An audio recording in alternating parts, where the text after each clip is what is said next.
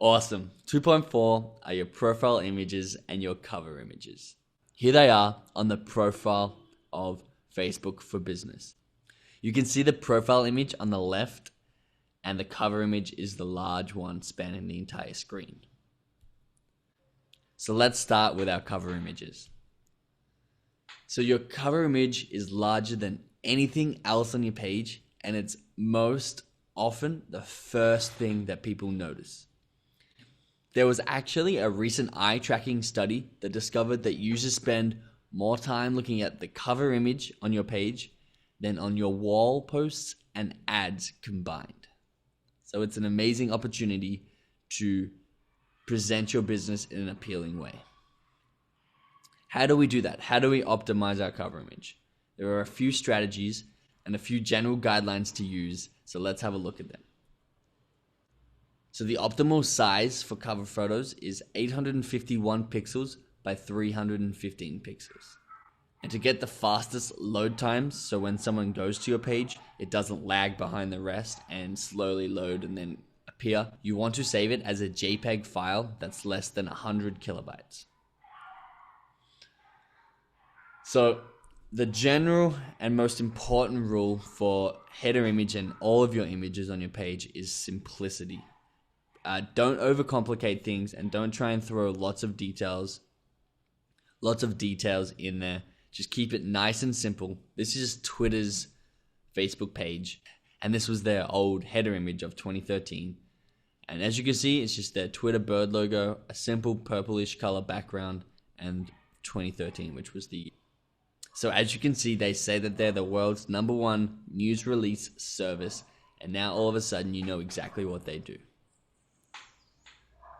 Another great strategy, which a lot of top Facebook pages do, are they highlight and celebrate specific events that are relevant for that time period that they're in.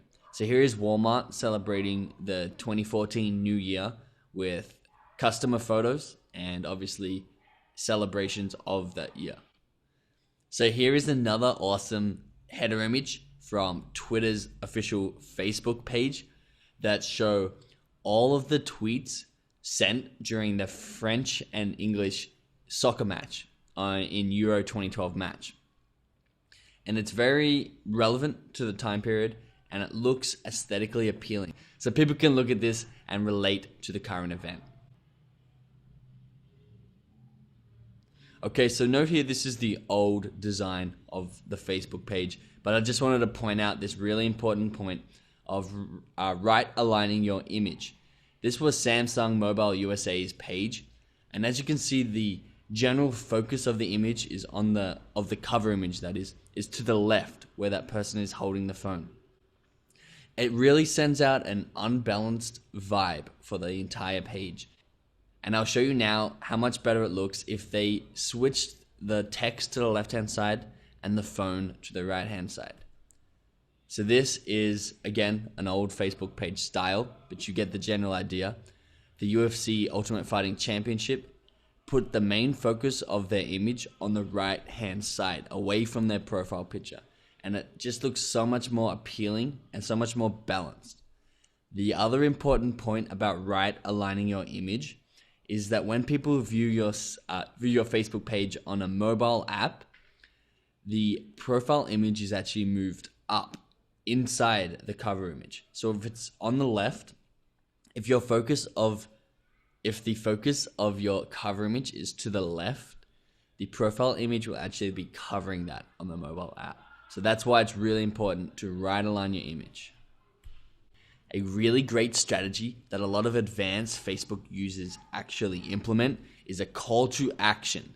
So as you can see, this is John Loomer, and he has focus on the metrics that matter, insights and training course for $73.50, and he has downward arrows, which pointed to an app, so a tab below his image, which people could click and get directed back to his website where they could sign up for this training course. Another way you could do this strategy is have a click here button on your cover image that when you open the image, the description is linked with the URL that you want to send these people to, relevant to your call to action. Let's have a look at a video example of this. Okay, I'm here at facebook.com/Mari Smith, who is a Facebook expert. As you can see, Mari has the older version of Facebook at the moment. But what I wanted to show you was the cover image call to action. Right here, she has a nice picture of herself to the right. As you can see, it's right aligned, very clear, precise marketing. And down here, she has a click here to register button. So the thing to realize here is this isn't a button itself, but the whole picture is a button. And when you click this, it'll open the lightbox and show the picture here and the description over on the right. And as you can see, here is her call to action. So if you want to register for this Facebook Marketing Masterclass, you just click this and you'll be redirected to her site. She also gives a description of the course here. And as you can see, people are interacting with it. So it's an advanced but an awesome way that you could be using your cover image to get people to your site. So 3 important things to remember with your cover image is you want to use a unique image in alignment with your page style. You want to experiment with different images. You can update your cover image as many times as possible and just see what works for you. The other important thing to note is not to use more than 20% of your cover image space for text, because it becomes too crowded and Facebook actually don't allow more than 20% being text. They're not very strict at implementing this rule, but it's just a guideline that they suggest you follow. Awesome, so let's move on to our profile pictures. So the optimal size for our Facebook photos, our profile photos, is 180 by 180, which is the icon size that it will display on your page. Otherwise, 540 by 540 is preferable because when people click on that icon, it will load as a full screen 540 by 540 image, not just a 180 by 180. You want a simple logo that is very symbolic, almost like an icon for your business. That's really easy to look at, easy to remember, and will be appealing even though it's displayed as a small image. So here are some examples from a few big businesses who are doing it right. On the left is Amazon. As you know, this is not Amazon's full logo, but just a symbolic representation of their full logo using just the A.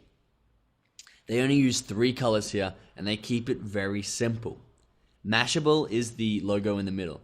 They have the iconic Mashable M, and I mean, as you can see, it's just super simple. Just the white on blue, 2 colors. People can identify with it and it looks effective when it's displayed really small. On the right is a little more detail.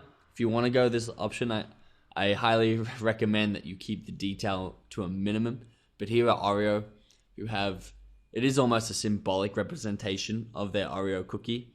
And again, they only use 3, maybe 4 colors if you include that gray. Here are a little more complex logos. So we have Starbucks, Barnes & Noble, and bodybuilding.com. What they've done, or the two on the right, have used their website inside their logo. I don't recommend doing this, but it is obviously done and could be effective. But as you can see, they still limit their colors to 2 or 3 colors maximum, and they're very symbolic. Starbucks have actually got rid of all of the text around the circle in their official logo and just use that interesting looking girl in the green circle. So your profile image is the one that is seen most around Facebook's site. It's always displayed next to your posts and next to your page name. So it's important that your image works well as a standalone image. However, you can also get really creative by making your profile image and cover image work together. Here are some examples. Again, this is the older style Facebook, but you get the general idea of how you can make them work together on the new design. So this is Ekapong's Facebook page, and as you can see, his profile image is here on the left, him holding an umbrella, and his cover image is the top of the umbrella and the raindrops on the cloud. Very effective, very fun to look at, and people enjoy seeing things like this. This is Demilked, which is a business page who have done this. And again, it looks very effective. One thing to note here is if you take their profile image as a standalone image, it is still very simple and very symbolic and very effective. But when you tie it in to the bigger image, it still looks great. Corona Extra is another great example of this. Looks really effective with the cover image, but have a look at that white border where the profile image is. Again, it's just the text on a beer bottle, and it's going to look really effective as a standalone image, and it's a very symbolic and simple representation of the fuller image of the beer bottle. So here is, it looks a little complex, but this is the new Facebook update dimensions. So if you're going to be creating a page, these are the dimensions you're going to want to use so you know where to place your profile image in relation to the larger image. So if you're using Photoshop or another photo editor software, or if you're getting someone else to design your Facebook page, make sure they're aware of these dimensions and use them to their advantage.